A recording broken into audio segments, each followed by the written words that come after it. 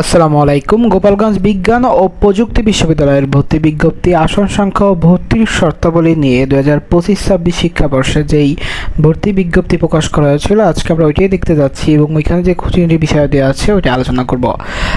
তো এই বিষয়ে আসলে যারা ইতিমধ্যে গুচ্ছ 2025-26 শিক্ষাবর্ষে উত্তীর্ণ হয়েছ, তো তোমাদের জন্য আসলে কি কি শর্ত মানলে তোমরা গোপালগঞ্জ বিজ্ঞান ও প্রযুক্তি বিশ্ববিদ্যালয়ে একটা সিট পেতে যাচ্ছ বা পেতে পারো, এবং যারা আসলে এইবার কোনো না কোনোভাবে মিস হয়ে গিয়েছে, তারা সেকেন্ড টাইমে আসলে পরীক্ষা দিতে যাচ্ছ, তাদের জন্য ভিডিওর শেষে একটা টিপস আছে। তো এছাড়াও আসলে তোমরা কোন কোন শর্তগুলো আসলে পূরণ করলে তোমরা এই যে গোপালগঞ্জ বিজ্ঞান ও প্রযুক্তি বিশ্ববিদ্যালয়ে একটা সাবজেক্ট পেতে পারো, চলো সেটা দেখি।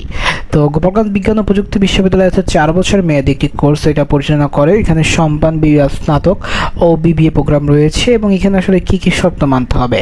তো প্রথমত আমরা যে অনুষদগুলো আছে, একটা হচ্ছে ইঞ্জিনিয়ারিং অনুষদ, বিজ্ঞান অনুষদ, জীববিজ্ঞান অনুষদ, কৃষি অনুষদ, মানবিকী অনুষদ, আইন অনুষদ, সামাজিক বিজ্ঞান অনুষদ এবং ব্যবসা শিক্ষা অনুষদ। আমরা যদি দেখি একদম শুরুতে, সেটা হচ্ছে ইঞ্জিনিয়ারিং অনুষদ। তো ইঞ্জিনিয়ারিং অনুষদের কিছু সাবজেক্ট আছে। তো প্রথমত যে সাবজেক্টগুলো আছে সেইগুলো হচ্ছে computer science and engineering, electrical and electronic engineering, applied chemistry and chemical engineering, civil engineering and food engineering. তো এই প্রত্যেকটা বিষয়ে পড়তে হলে আসলে আমাদের যে শর্তটি মানতে হবে সেটা হচ্ছে জিএসটি গুচ্ছভুক্ত যে পরীক্ষা হচ্ছে, তো এইখানে জীববিজ্ঞান অথবা ইংরেজি বিষয়ে ন্যূনতম 5 নম্বর, গণিত, পদার্থবিজ্ঞান এবং রসায়ন বিষয়ে পৃথকভাবে ন্যূনতম 7 থাকতে হবে, এবং উভয় প্রত্যেকটি যে বিভাগ আছে প্রত্যেকটিতে 40টি করে আসন, এবং এই 40টি আসন আছে শুধুমাত্র বিজ্ঞান শাখার বা বিজ্ঞান বিভাগের শিক্ষার্থীদের জন্য। এরপরে আমরা যে বিভাগটির কথা বলবো সেটা হচ্ছে আর্কিটেকচার।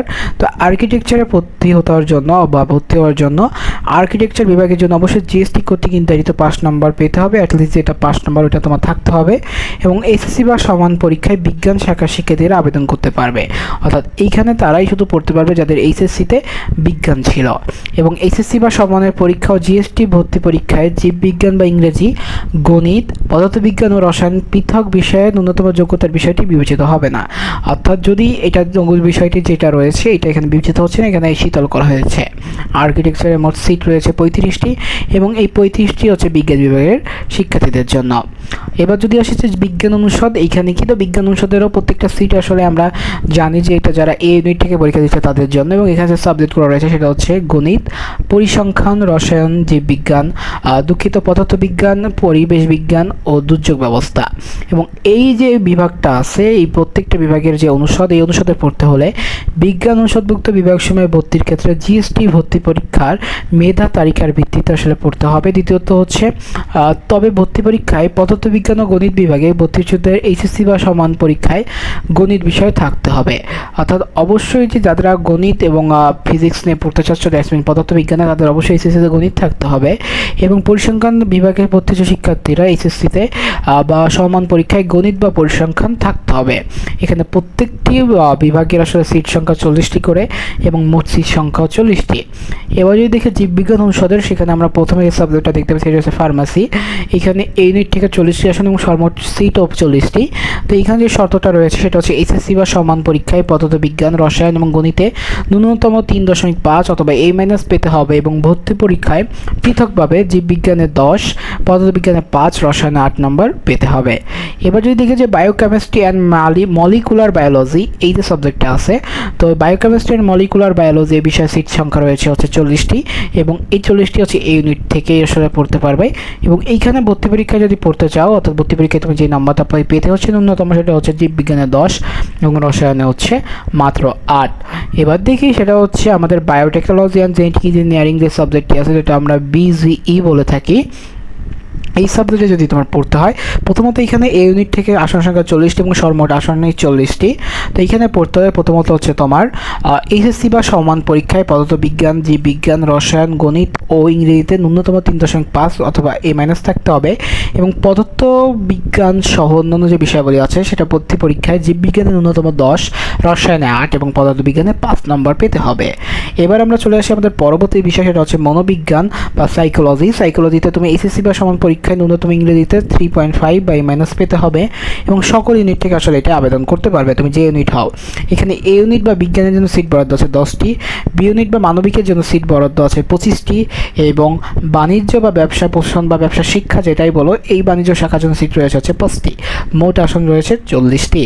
এবার যদি দেখি যে আমাদের আরেকটা সাবজেক্ট, সেটা হচ্ছে উদ্ভিদ বিজ্ঞান। তো এইখানে পড়তে হলে এসএসসি বা সমান পরীক্ষায় জীববিজ্ঞান ও রসায়নে ন্যূনতম 3.5 বা এ মাইনাস পেতে হবে এবং ভর্তি পরীক্ষায় জীববিজ্ঞান ও রসায়নে ন্যূনতম 7 নম্বর থাকতে হবে। এখন যাদের এই নাম্বারগুলো আছে তারা এখানে পড়তে পারছো, যারা সেকেন্ড টাইম পরীক্ষা দিবে তারা তো আসলে এই সাব মার্কগুলো ওঠানোর সর্বোচ্চ চেষ্টা করবে, এর আশেপাশে উঠা দেওয়া হচ্ছে, অর্থাৎ এক বেশি হোক, কম যেন না হয়। এখানে সিট সংখ্যা রয়েছে 40টি, সম্পূর্ণটা ইউনিটের, এবং ইউনিট থেকে আসলে মোট আসন সংখ্যা 40টি এখানে বরাদ্দ করা হয়েছে। এবার কৃষি অনুষদে যদি পড়তে হয়, তো কৃষি অনুষদে যে সাবজেক্টগুলো আছে, প্রথমত হচ্ছে কৃষি বা এগ্রিকালচার, তারপর হচ্ছে fisheries and marine bioscience, animal science and veterinary medicine. প্রত্যেকটা বিষয় আসলে কৃষি অনুষদ এবং প্রত্যেকটি বিষয়ের সিট সংখ্যা রয়েছে 40টি এবং 40টি হচ্ছে ইউনিটের। এবং এখানে যে বিষয়গুলো, এগুলো পড়তে হলে কৃষি অনুষদভুক্ত বিভাগে সময় পড়তে হলে জিএসটি ভর্তি পরীক্ষায় মেধার ভিত্তিতে এবং ভর্তি করা হবে। পাশাপাশি এসএসসি সমমানের পরীক্ষায় তোমার অবশ্যই জীববিজ্ঞান থাকতে হবে, যাদের জীববিজ্ঞান ছিল না তারা কৃষি অনুষদে পড়তে পারবেন না। এবার যদি মানবিক অনুষদ যেটা, সেখানে কী কী বিষয় রয়েছে, সেখানে প্রথমত আছে ইংরেজি, দ্বিতীয়ত হচ্ছে বাংলা এবং তৃতীয়ত রয়েছে ইতিহাস। তো যদি কেউ ইংরেজি বিষয়ে পড়তে চায়, ইংরেজি বিষয়ে পড়তে হলে তাকে ভর্তি পরীক্ষায় ইংরেজি বিষয়ে 45% নম্বর পেতে হবে। এবং এখানে সিট বরাদ্দ রয়েছে মানবিকের যেহেতু সাবজেক্ট, তারপরও বিজ্ঞান বিষয়ের জন্য সিট রয়েছে 60টি বা বিজ্ঞান বিভাগের জন্য, মানবিকের জন্য রয়েছে 40টি, বাণিজ্য ইউনিটের জন্য রয়েছে 3টি, মোট 50টি আসন। ভর্তি পরীক্ষায় যদি কেউ বাংলায় পড়তে চাও, অর্থাৎ বাংলা নিয়ে পড়াশোনা করতে চাও ভর্তি পরীক্ষা উত্তীর্ণ হওয়ার পর, তো তাহলে বাংলায় তাদের 55% মার্ক থাকতে হবে এবং এইখানে সিট বরাদ্দ ইংরেজির মতোই, অর্থাৎ বিজ্ঞানের জন্য 60টি, মানবিকের জন্য 40টি এবং বাণিজ্যের জন্য 50টি। এখানে মোট 50টি সিট রয়েছে। এবং যারা আসলে ইতিহাস বিষয়ে পড়াশোনা করতে চাও, তাদের এসএসসি বা সমান পরীক্ষায় ইংরেজিতে ন্যূনতম 3.5 থাকতে হবে বা এ মাইনাস যেটাকে বলে।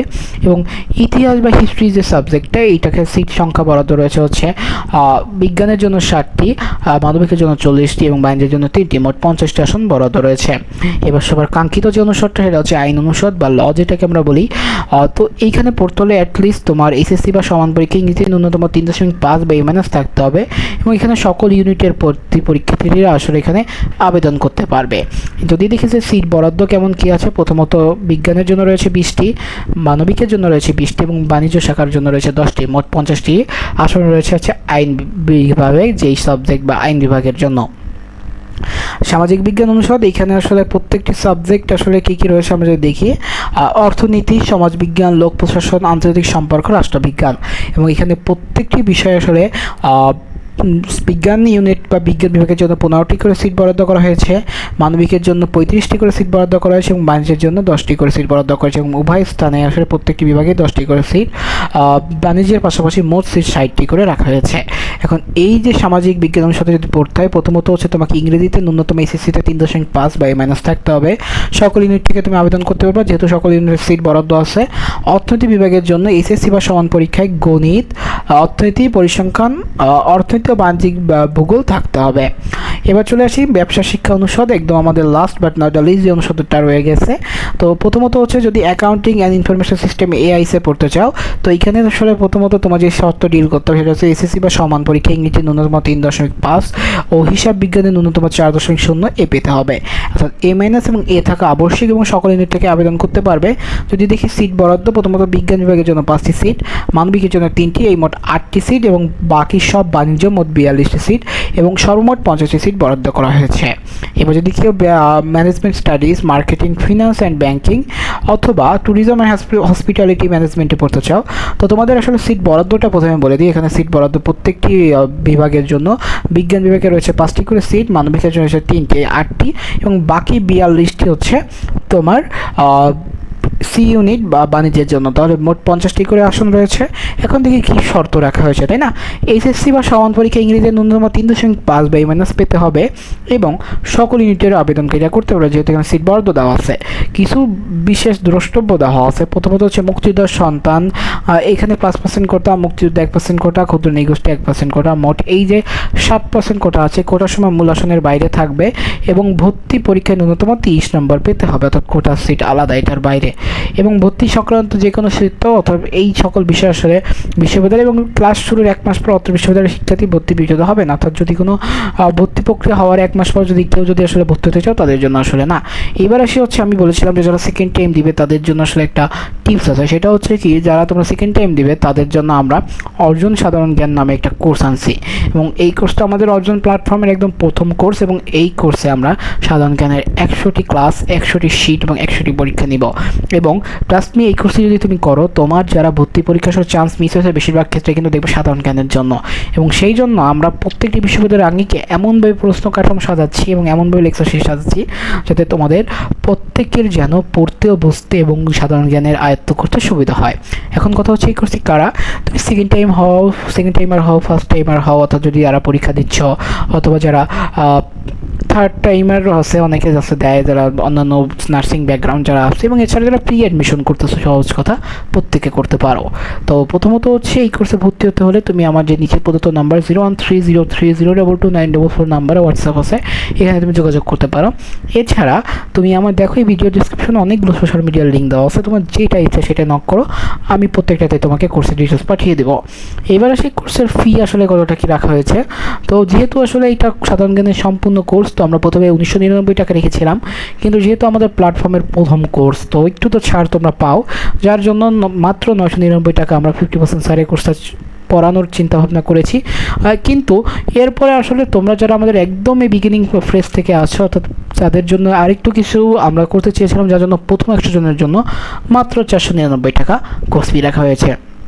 সরাসরি যদি ভর্তি হতে চাও দেখো স্ক্রিনে দেখানো কিউআর কোড আছে, তোমরা চাইলে ওইটা শট নিতে পারো বা ওইটা স্ক্যান করতে পারো। তো এই হচ্ছে ওভারঅল তোমার কথাবার্তা বা যে টিপসটা। তো দেখা হচ্ছে পরবর্তী কোনো ভিডিওতে। সে সুস্থ থাকো, সুন্দর থাকো, পড়াশোনার সাথে থাকো। আসসালামু আলাইকুম।